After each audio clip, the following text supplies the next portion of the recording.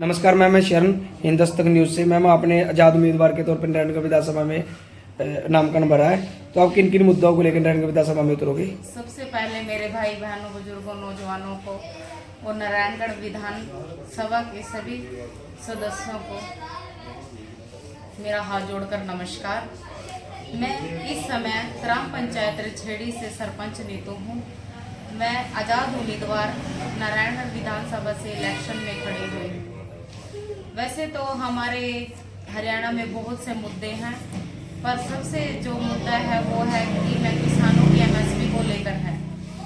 क्योंकि किसानों की एमएसपी को लेकर अगर हम बात करें, क्योंकि हमारे किसान भाइयों को रोडों के ऊपर आना पड़ा और उनके ऊपर इतने अत्याचार हुए कि उनकी किसी ने भी सुनवाई नहीं करी।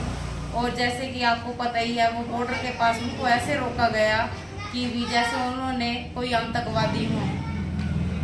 वहाँ पर इतने अत्याचार हुए उनके ऊपर, किसी एमपी एमएलए ने वहाँ पर जाकर नहीं देखा कि मेरे किसान भाइयों के साथ ऐसा क्यों हुआ है।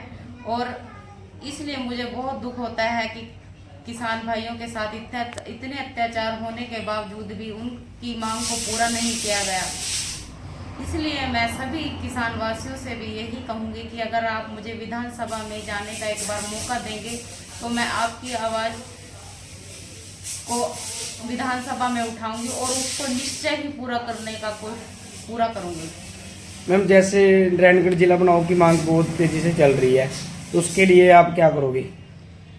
नारायणगढ़ जिला की जो मांग है वह जो है बहुत ही सही है कि भी नारायणगढ़ को जिला घोषित करना चाहिए था। क्योंकि नारायणगढ़ में जो भी मांगे हैं वो सब पूरी हो चुकी हैं कि नारायणगढ़ को जिला बनाया जाए। क्योंकि जो हमारे सीएम साहब हैं वो भी नारायणगढ़ हल्के से ही हैं, उनको भी यह देखना चाहिए था कि अभी तक कि नारायणगढ़ को जिला घोषित कराना चाहिए था। इसलिए मैं अगर विधानसभा में जाती हूँ तो मैं नारायणगढ़ को जिला जरूर बनाऊंगी। और मैम जैसे कि आप महिलाएं हैं, तो महिलाओं की सुविधा के लिए आपने क्या किया है? महिलाओं की सुविधा के लिए कि जैसे महिलाएं रोजगार के लिए बहुत दूर दूर तक उनको जाना पड़ता है, उनके लिए नारायणगढ़ विधानसभा में हर एक गांव में सिलाई सेंटर की सुविधा का होना, उन्हें फ्री सिलाई सेंटर सिखाया जाना और नज़दीक ही एक न्यू इंडस्ट्री लगाई जाए ताकि उनको रोजगार मिल सके। जैसे कि हमारे शहजादपुर में भी नारायण भी इंडस्ट्री लग सकती है उसके नज़दीक, ताकि जो हमारी महिलाएं हैं उनको बाहर ना जाना पड़े। मैं महिलाओं के बारे में रोजगार के लिए ही मुद्दा उठाऊंगी और विधानसभा में इसको पूरा करने की कोशिश करूंगी। अगला मेरा ये मुद्दा है कि जो स्कूल है, स्कूलों को लेकर गांव के जो स्कूल हैं उनको अपग्रेड कराने का कार्य मैं करूंगी। क्योंकि हमारे जो स्कूल हैं उनमें टीचर्स की बहुत कमी है, जिससे कि बच्चों की शिक्षा पर बहुत प्रभाव पड़ता है। इसलिए मैं विधानसभा में यह मुद्दा अपने लेवल पर अवश्य ही पूरा करूंगी कि विधानसभा में यह मुद्दा अवश्य ही रखूं और स्कूल की जो ज़रूरतें हैं उनको पूरा किया जा सके।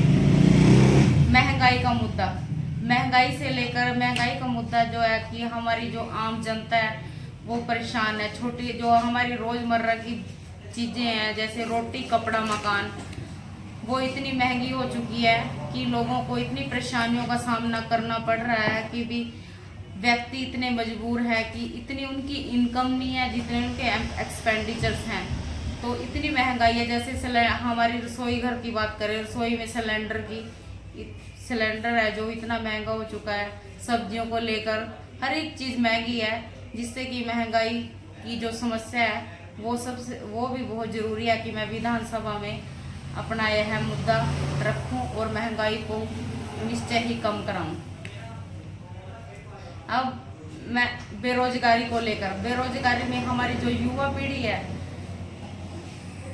पीढ़ी हमारी जो है इतनी बेरोजगार हो चुकी है कि भी इतने पढ़ने के बावजूद भी उन्हें नौकरियां नहीं मिल पा रही हैं। एक पीएन की पोस्ट के लिए भी इतने बच्चे अप्लाई करते हैं कि फिर भी वो पीएन की पोस्ट भी लेना इतना मुश्किल है कि भी हमारे जो बेरोजगारी है ना इतनी बढ़ती जा रही है हमारी मैं इस बेरोजगारी को भी कम करने पर इसके लिए भी अवश्य ही विधानसभा में अपनी मुद्दा उठाऊंगी और बेरोजगारी को निश्चय ही करूंगी कि वो बेरोजगारी हमारे देश में ना रहे, हर युवक हमारा ऐसे ना घूमे, उनको रोजगार अवश्य दिलाया जाए। धन्यवाद। मैं आप सभी नारायणगढ़ हल्का वासियों से यह अपील करती हूँ कि आप मुझे बहुत ज़्यादा से ज़्यादा बहुमत से जीत हासिल करवाएं और एक बार विधानसभा में मुझे मौका अवश्य दें। धन्यवाद।